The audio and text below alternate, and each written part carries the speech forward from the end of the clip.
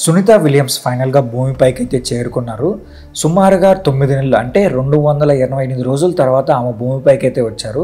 Butch విల్మోర్తో కలిసి Sunitha Williams June 5వ తేదీన 2024లో ఇంటర్నేషనల్ స్పేస్ స్టేషన్కి అయితే వెళ్ళారు. అయితే వాళ్ళు అక్కడికి వెళ్ళిన తర్వాత కొన్ని టెక్నికల్ రీజన్స్ వల్ల వాళ్ళు అక్కడే ఉండిపోవాల్సి వచ్చింది. వాళ్ళు అక్కడే ఉండిపోవడానికి గల కారణాలు ఏంటనేది మనం ఈ వీడియో డిస్కస్ చేద్దాం. ఈ వీడియో చాలా అంటే చాలా ఇంట్రెస్టింగ్గా ఉంటుంది. మీరు మా ఛానల్ సబ్స్క్రైబ్ చేసుకున్నారంటే ఇలాంటి మోర్ ఇంట్రెస్టింగ్ వీడియోస్ అయితే నేను మీ ముందుకు వచ్చేస్తాను. సునీత విలియమ్స్ 1965లో అమెరికాలో పుట్టింది. ఆమె తండ్రి గుజరాత్ నుండి వలస వచ్చిన డాక్టర్ దీపక్ పాండ్యా, తల్లి స్లోవేనియా సంతతి చెందిన బోని. చిన్నప్పటి నుండి సాహసాలు ఇష్టపడే సునీత 1987లో నోవెల్ అకాడమీలో ఫిజికల్ సైన్స్లో డిగ్రీ పూర్తి చేసింది. అక్కడి నుండి ఆమె జీవితంలో పెద్ద మలుపు మొదలైంది. 1987లో సునీత అమెరికన్ హెలికాప్టర్ పైలట్గా ట్రైనింగ్ కూడా తీసుకుంది. 3000 గంటల పైగా ఫ్లైట్స్ నడిపింది. యుద్ధం మిషన్లో కూడా ఆమె పనిచేసింది. 1995లో ఏరోనాటికల్ ఇంజనీరింగ్లో మాస్టర్స్ చేసింది. ఆ తర్వాత 1998లో నాసా ఆమెను ఆస్ట్రోనైట్గా సెలెక్ట్ చేసింది. అక్కడ నుండి ఆమె కళలు ఆకాశంలోకి ఎగిరాయి. 2006లో సునీత తన మొదటి స్పేస్ ట్రిప్కి వెళ్ళింది. 6 నెలలు ఇంటర్నేషనల్ స్పేస్ స్టేషన్లో ఉంది. 4 స్పేస్ వాకులు చేసింది. 29 గంటలు స్పేస్లో గడిపింది. అంతేకాదు, స్పేస్లో మారథాన్ వాక్ చేసిన మొదటి వ్యక్తిగా రికార్డ్ సెట్ చేసింది. 2012లో సునీత మళ్ళీ స్పేస్లోకి వెళ్ళింది. ఈసారి ఆమె స్పేస్ కమాండర్ కూడా అయింది. ఇంకో 3 స్పేస్ వాకులు కూడా చేసింది. మొత్తం 50 గంటల 40 నిమిషాల స్పేస్ వాక్ చేసి మహిళలో టాప్ రికార్డ్గా సెట్ చేసింది సునీత. 2 ట్రిప్స్లో కలిపి 322 రోజులు స్పేస్లో ఉంది ఆమె గురించి ఒక్క మాటలో చెప్పాలంటే అద్భుతమనే చెప్పాలి. ఇప్పుడు 2024లో జరిగిన కథ గురించి వద్దాం.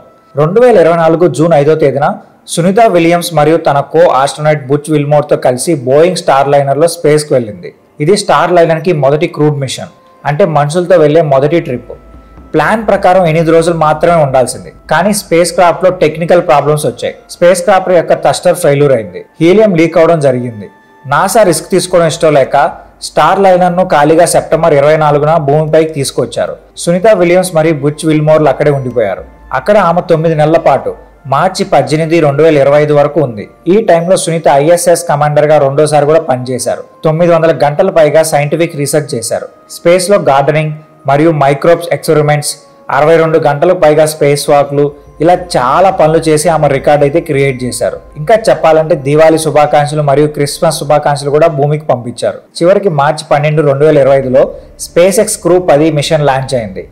ఈ మిషన్ ISSకి కొత్త క్రూ తీసుకెళ్లి సునీత మరియు బుచ్ విల్మోర్ను తిరిగి భూమికి రప్పించేందుకు ప్లాన్ చేశారు.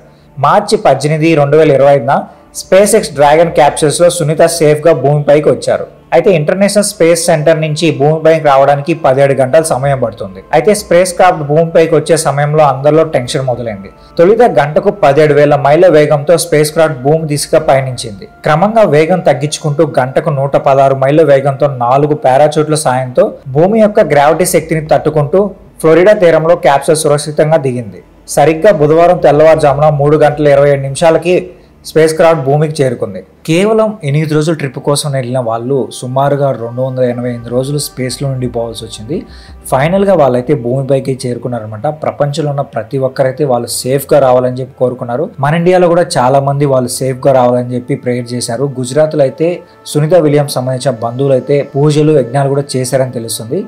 సునీత విలియమ్స్ మరియు బుచ్ విల్మోర్లు అయితే భూమిపైకి సేఫ్గా రీచ్ అయ్యారు. సో దీనిపైన మీరేమనుకుంటున్నారో కూడా కింద కామెంట్ చేయండి. అలాగే ఈ వీడియో నచ్చితే మా ఛానల్ సబ్స్క్రైబ్ చేసుకోండి. ఇలాంటి మోర్ ఇంట్రెస్టింగ్ వీడియోస్ అయితే నేను మీ ముందుకు వచ్చేస్తాను.